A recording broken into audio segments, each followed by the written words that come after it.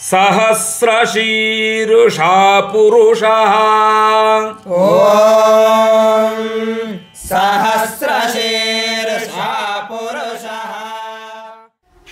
జై శ్రీ వేదం.